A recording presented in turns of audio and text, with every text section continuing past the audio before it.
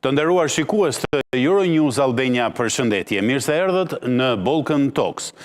Po mbushen më shumë se 2 ore 30 minuta që në Islamabad të Pakistanit janë ullur në bisedime kokë më kokë kreu i delegacionit të Shteteve të Bashkuara të Amerikës, zëvendës presidenti amerikan J.D. Vance dhe kryetari i parlamentit të Iranit Mohammed Ghalibaf. Në prani të Shehbaz Sharifit, kryeministrit të Pakistanit, ata janë duke negociuar. Ky ishte hapi i dytë. Në fillim të këtyre negociatave, ata u takuan, kryetarët e delegacioneve u takuan veçmas me kryeministrin e Pakistanit dhe më pas, ndoshta dhe në mënyrë të befasishme, ata janë duke negociuar. Negociata që nuk janë as pak të lehta, ndërkohë që shtohet presioni nga të gjitha anët për të gjetur një zgjidhje paqësore pas një konflikti disa javor tejet agresiv mes ushtrisë amerikane dhe izraelite nga njëra anë dhe ushtrisë iraniane. Pikërisht për ta bërë këtë bisedë, unë kam kënaqësinë që të jem në shoqërinë e 3 panelistëve. Me mua në studio është General Det Prenga. General, ju falenderoj që gjetët kohë. Përshëndetje, falenderit për ftesën. Falenderit. Në lidhje direkte nga Prishtina, unë kam kënaqësinë që të kem gazetarin e temave ndërkombëtare, Melazim Koci. I dashur Melazim, t'jam mirënjohës. Franco, falenderit për ftesën. Falenderoj. Dhe në lidhje direkte nga Shtetet e Bashkuara të Amerikës, unë kam kënaqësinë që të kem lektorin e marrëdhënieve ndërkombëtare universitar, profesor Ermal Frashrin. Profesor, ju falenderoj që na u bashkuat.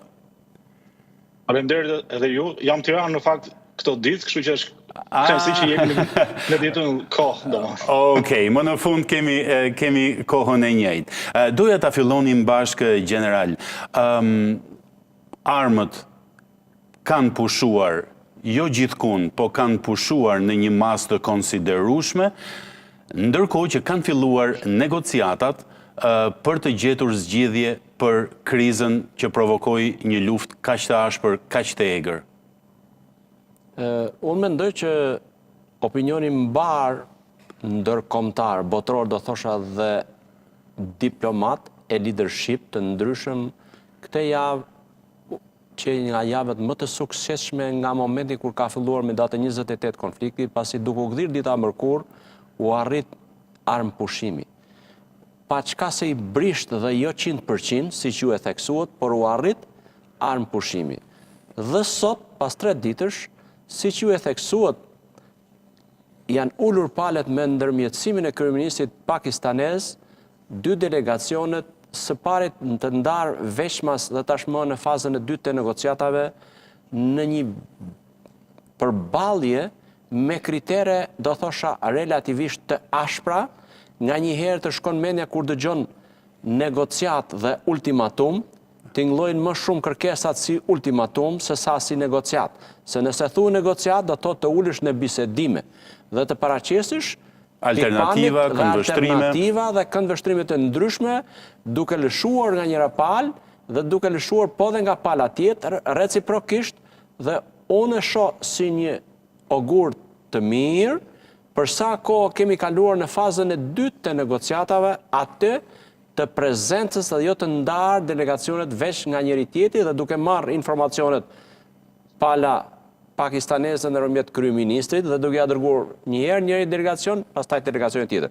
Pra them që është kaluar një pengesë jo e vogël e palve në bisedime dhe negociata. Po t'i referohemi 4 pikave kryesore që ka paraqitur si të pa negocueshme në fillim pala iraniane nëpërmjet kryetarit të delegacionit, kryetarit të parlamentit, do thosha që 2 prej tyre duken shumë të vështira, sepse shpërblimi i dëmeve të luftës apo pagesa e reparacioneve që quhet në gjuhë në zhargon tjetër, është relativisht e pamundur, do të thotë që të mos ulim në negociata, në bisedime. Dhe e dyta që ka të bëjë me fjala me kontrollin e ngushticës së Hormuzit. Kurse pjesa tjetër që janë pastaj pushimi i luftës në rajon, që vjen, besoj ditën e martë, janë lënë takimet e Izraelit me Libanin në Washington, dhe detyrimisht që do të ketë një dritë jeshile, besoj. Ato do t'ulen dhe ata negociata dhe do të shparacesin pikpamjet e tyre në lidhje me Hezbollah, sepse kjo është ajo pjesa kryesore për qarmatosin e tyre, dhe pjesa tjetër e bllokimit të aseteve të Iranit, edhe kjo janë të negociueshme dhe mund të realizohet. Pa çka se disa media ndërkombëtare dhanë sikur u realizuar bllokimi i tyre. Jo. Kjo ndoshta ishte për të joshur, jo pa qëllim për të joshur palët që të afroheshin më shumë me njëra tjetrën. Unë shoh një ogur të mirë, një hap të madh, pasi nga negocimi siç e përsërita që me ndërmjetësim, tashmë janë ulur palët në bisedime të drejtë për drejta, paçka se është edhe ndërmjetësimi i palës pakistaneze që e ka realizuar dhe bota duhet vërtet të jetë mirënjohës ndaj këtij hapi të madh që u mor nga ana e Pakistanit. E drejt. Profesor Frashëri, ndërkohë që kanë filluar negociatat, nuk mungojnë në Twitter apo në Truth Social më saktë deklaratat e presidentit Trump, i cili vazhdon në linjën e tij ultimative e fundit. Flota detare e Iranit e shkatruar, forca ajrore e shkatruar, sistemi kundërajror jo funksional, radarët kanë vdekur, fabrikat e raketave dhe droneve asgjësuar së bashku me raketat dhe dronet. Më e rëndësishmja, udhëheqësit e tyre prej kohësh nuk janë mes nesh. Falenderuar qoftë Allahu. Si e shihni ju këtë lloj diplomacie? Nga njëra anë J.D. Vance merr porosi për të negociuar, nga ana tjetër presidenti Trump është më i ashpër se asnjëherë. Unë e shoj që do projekton mesazhe konfuze dhe mendoj që dhe mënyra se si këto mesazhe perceptohen nga pala tjetër krijon më tepër konfuzion se sa kohezion. Da mendoj që këto bisedime vërtet që janë të dobishme, por që s'mbaj shumë shpresa në suksesin e tyre. Pra, është ideja që këto bisedime mund të çojnë në një anëfushim aty, po që sa i qëndrueshëm do jetë kjo anëfushim është me pikpyetje në këtë moment. Sepse vetë interesat e palëve janë të ndryshme për mos thënë të kundërta me njëra tjetrën. Edhe këtu palë nuk është vetëm Amerika dhe Irani, po është dhe Izraeli.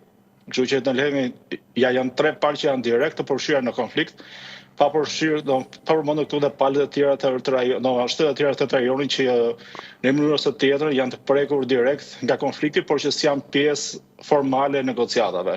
Por që besoj qëndrimet e tyre reflektohen edhe në bisedimet që po zhvillohen tani.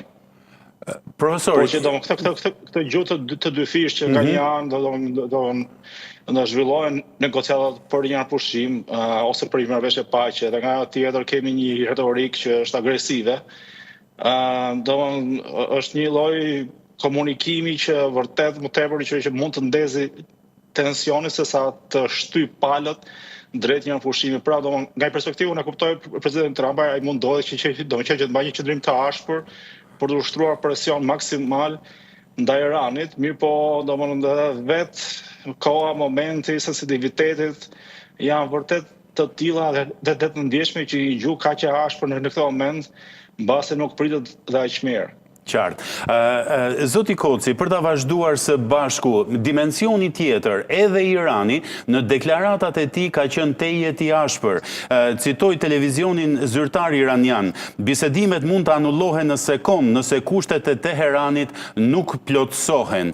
Ne kemi qëllime të mira, por nuk i besojmë fare Shteteve të Bashkuara të Amerikës. Parafolësit nënvizuan që pikat me të cilat ata shkojnë në negociata thuajse përjashtojnë njëra tjetrën.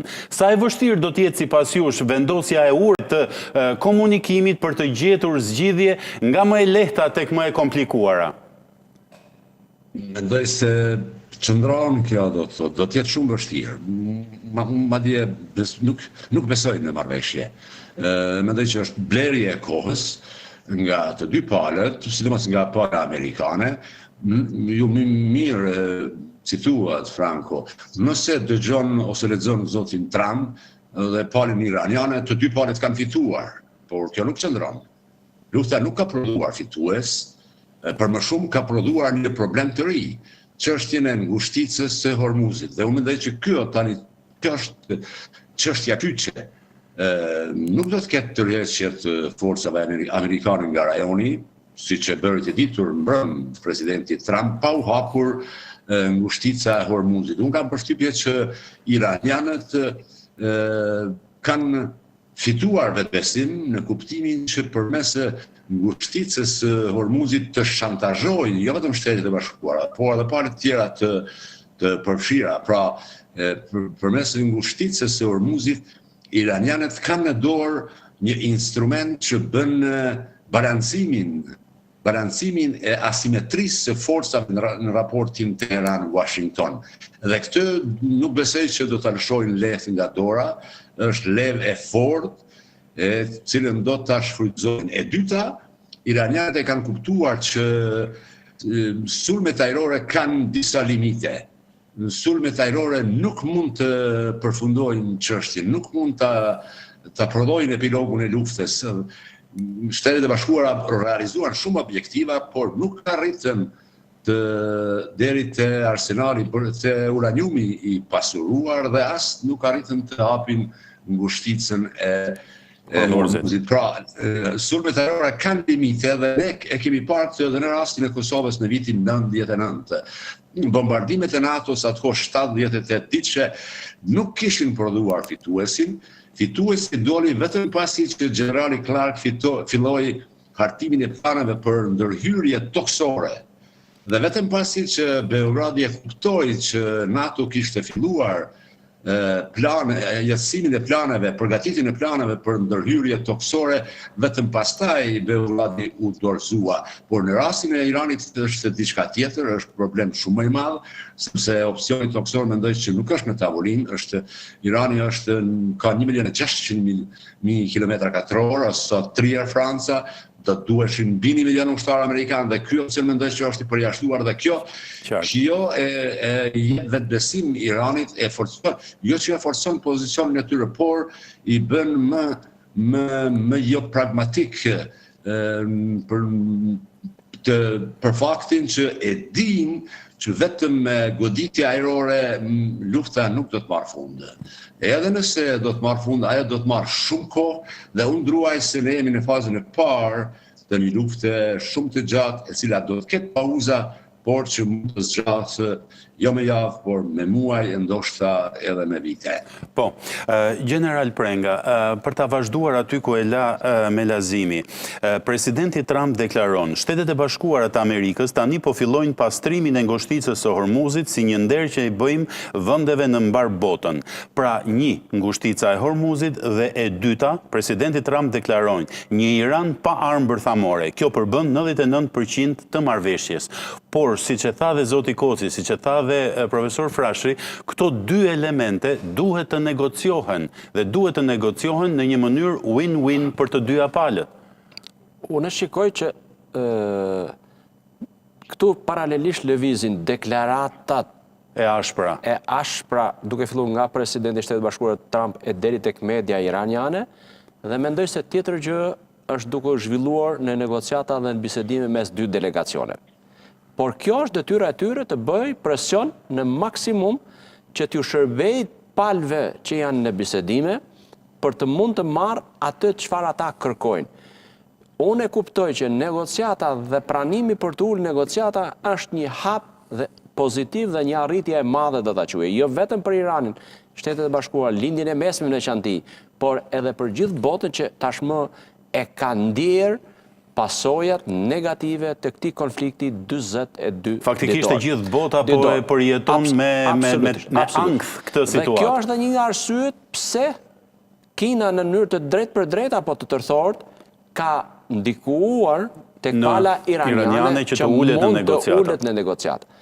Negociata nga do që ta sillim, sido që ta shohim, sa do të ashpër që t'jenë në momentin e takimit të parë të takimit, apo dhe gjatë vazhdimit me mosmarrëveshjet që do të lindin, presupozohet që të bisedohet, që të parafrohen qëndrimet dhe palët të marrin maksimumin e mundshëm, jo maksimumin që dëshirojnë, maksimumin e mundshëm.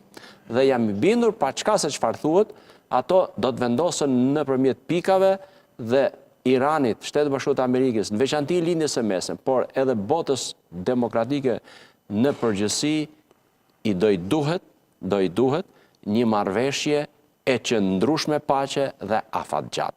Mbi të gjitha armëpushim. Absolut, armëpushimi po, nuk diskutohet.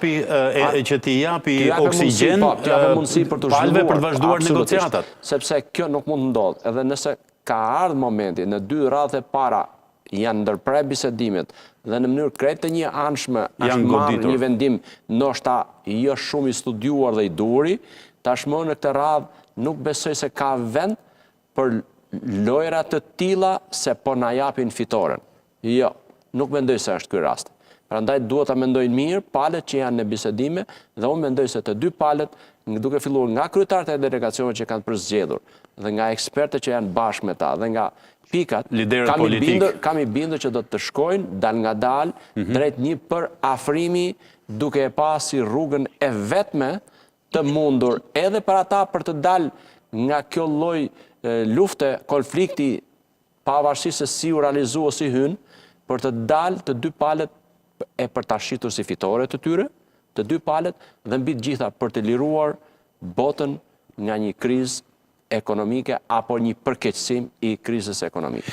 Profesor Frashëri, për ta vazhduar pikërisht këtu ku e la generali, të dyja palët në deklaratat e tyre para se të hynin në negociata deklarojnë ne kemi dëshirën e mirë, goodwill, për të negociuar dhe për të gjetur zgjidhje, por njëra palë thot ne nuk kemi besim tek pala tjetër, ndërsa JD Vance thot kujdes, paralajmëron Iranin mos bëj lojra me Shtetet e Bashkuara të Amerikës.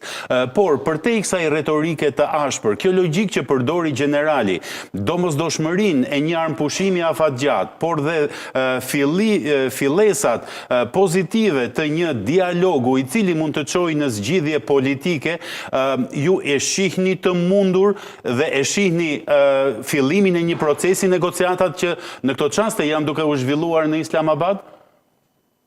Më duke një situatë goxha më e vështirë, sepse ideja e negociatave tani do me gjithë teoritë e praktikët e negociatave është e tillë që s'është ajo ai stil që të dy palët kanë pozicione të ndryshme edhe mundojnë që të ecin për gjetur një kompromis midis asaj distancës fillestare, përkundrazi është një çështje tjetër që ka të bëjë me artikulimin e shqetësimeve dhe mënyrën dhe artikulimin e opsioneve ose alternativave për të arritur këto shqetësime ose objektiva.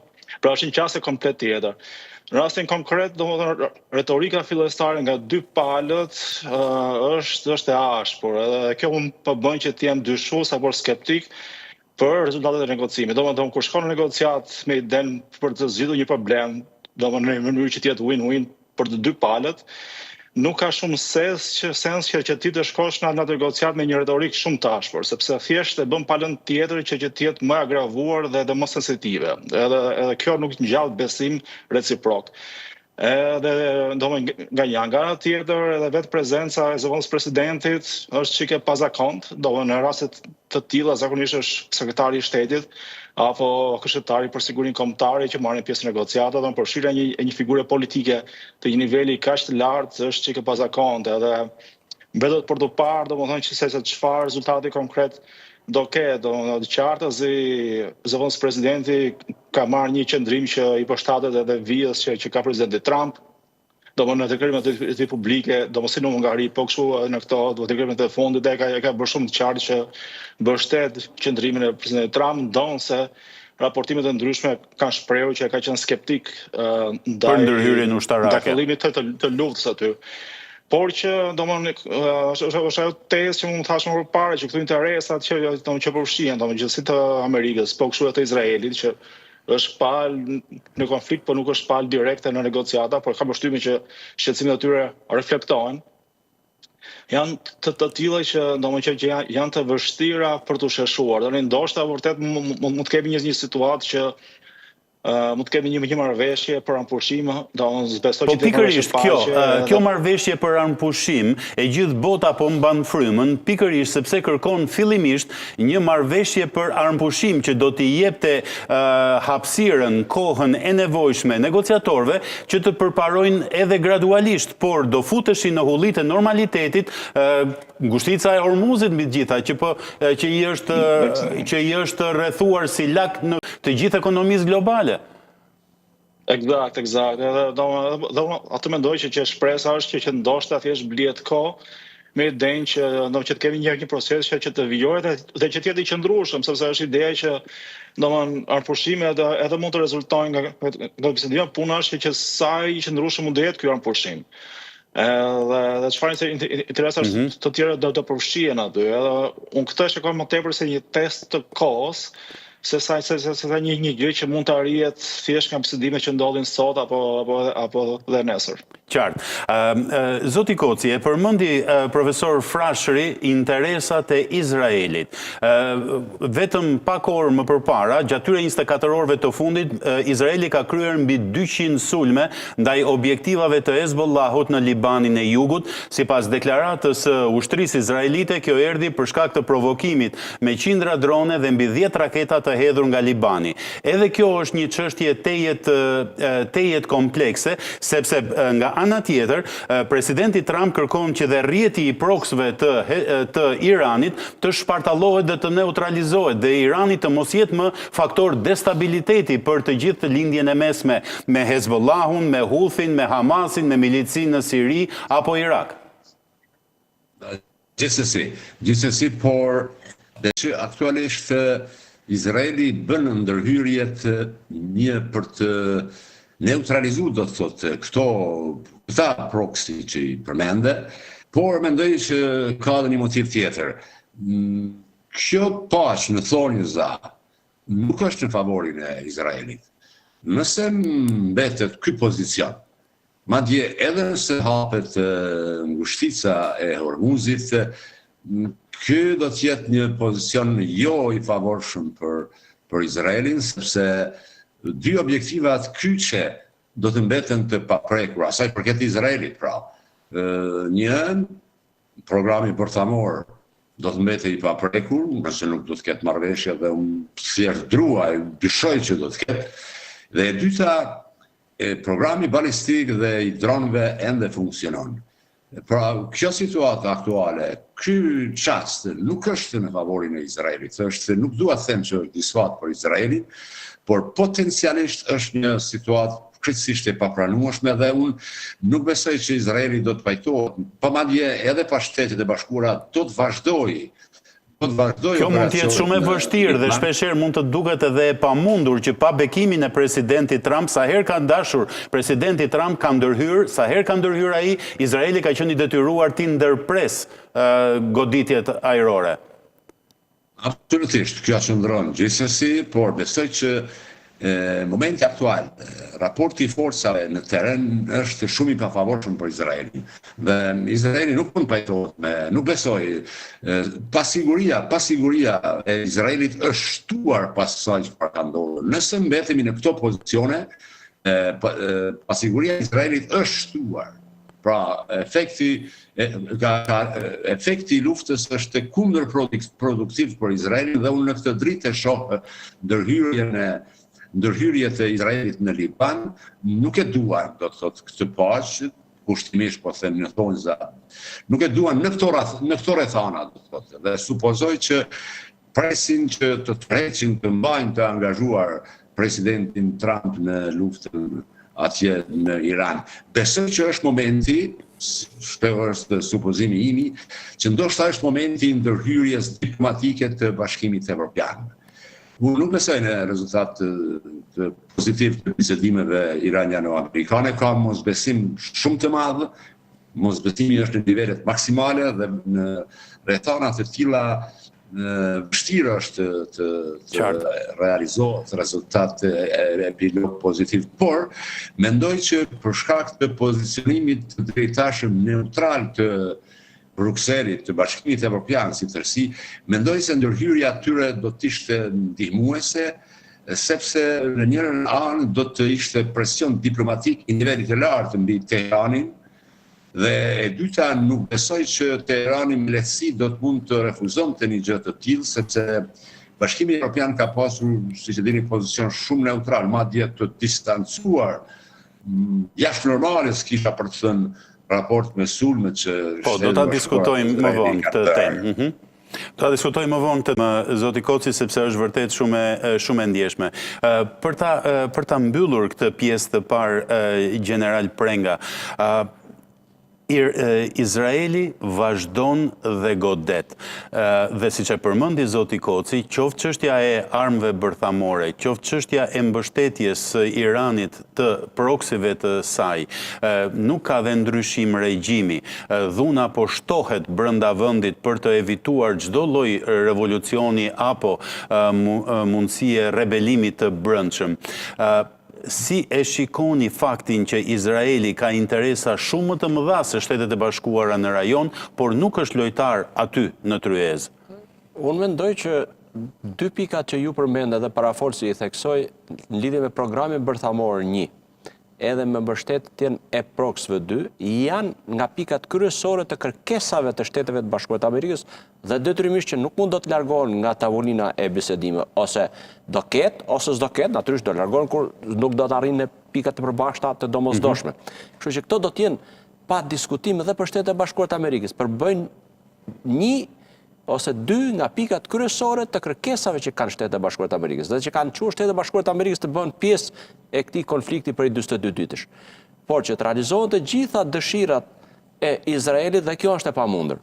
Dhe ai detyrimisht që pikën kryesore e ka, duke marrë shkas nga goditjet që e veprimet që kanë kryer Hezbollah në Liban, detyrimisht që ata janë të detyruar për të vazhduar dhe jam i bindur që kanë shtuar intensitetin duke gjetur ndoshta edhe faktor objektiv, po ndoshta edhe subjektiv, për të justifikuar sulmet e tyre deri ditën e martë që do të ulen në tavolinë e bisedimit. Në Washington. Dhe kam bindjen që kjo do të jetë pastaj ndihmes e një takimi të dytë, nëse nuk do të arrijnë dot edhe ditën e nesërme në përfundime të sakta dhe të panevojshme për të rikthyer edhe një herë në tavolinën e negociatave. Që kjo pjesë do të jetë të gjithë palët janë me rezerva për arsye të situatës që zhvillohet mes Izraelit dhe Libanit dhe për arsye të tjera të Izraelit.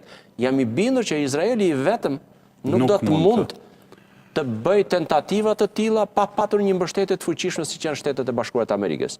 Parë në këtë këndvështrimi që e theksoj me të drejtë që edhe Bashkimi Evropian që ka qëndruar i tërhequr, ka filluar të aktivizohet. Ka filluar të aktivizohet dhe kjo do të shërbej fazës së dytë nëse do të klasim në këtë gjuhë. Kur besueshmëria e europianëve është më e lartë se sa e amerikanëve për Iranin. Për një pjesë e kushteve apo kritereve që do të nënshkruhen në marrëveshje, shpresoj dhe uroj që të arrihet një finale, jam i bindur që do të mbeten bashkimit evropian dhe koalicionit ndërkombëtar për të zbatuar, për të ndjekur, siç mund të flasim për grupet e inspektimit të programit bërthamor, që jam i bindur që ata e kanë shprehur dhe Irani e ka shprehur që unë dua për arsye e përfitime ekonomike, jo për arsye ushtarake. Kush do ta kontrollojë këtë? Dhe këto do të jenë inspektorët e Kombeve të Bashkuara, por janë Bashkimi Evropian një pjesë e tyre që do të jenë ekspertë dhe specialistë. E njëjta gjë për ngushticën e Hormuzit. Kujt do t'i besot? Do ta mbajë Irani?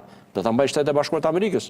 Unë mendoj që asnjëra as tjetra. Dhe këta do të jenë Bashkimi Evropian, i cili është i pranueshëm për të dy palët, edhe për Shtetet e Bashkuara të Amerikës, por edhe për Iranin, sepse duke qëndruar i tërhequr, është shumë më i pranueshëm se sa të tjerë. I kanë krijuar hapësirë vetes. Dhe në këtë kushte them unë që në fazën e dytë, pas nënshkrimit të marrëveshjes që unë uroj me shpirt dhe çdo njeri e uron që të mund të realizohet, ndoshta do kërkoj edhe një takim të dytë të paktën, pas takimit që do të zhvillohet ditën e martë në Washington mes Izraelit dhe qeverisë libaneze, për të mund të ardhur në pika të tilla, tek siç është krijimi një buffer zone në pjesën perëndimore ose lindore të Libanit dhe pjesa e çarmatimit të Hezbollah. Këto janë dy pikat kritike që i interesojnë jashtëzakonisht shumë Izraelit dhe situatës së sigurisë atje. Kështu që le të shohim dhe të presim, shpresojmë për më të mirën dhe detyrimisht që këtu në lojë janë të gjithë aktorët në mënyrë të drejtë për drejtë, por ndoshta edhe të tërthort. Jam i bindur që në bisedime dhe negociata për sa kohë është rritur kaq lart stega e përfaqësimit të dy palëve delegacione, kryetarët delegacioneve, nuk besoj se do të ketë as Izrael, as Bashkimi Evropian tjetër që do të futet në mes për të negociuar apo për të lehtësuar negociata. Po. Të nderuar shikues, shkëputemi për fare pak sekonda dhe do të kthehemi sërish në transmetim të drejt për drejt për të vazhduar këtë diskutim, ndërkohë që në Islamabad të Shteteve të Bashkuara të Pakistanit po vazhdojnë negociatat intensive.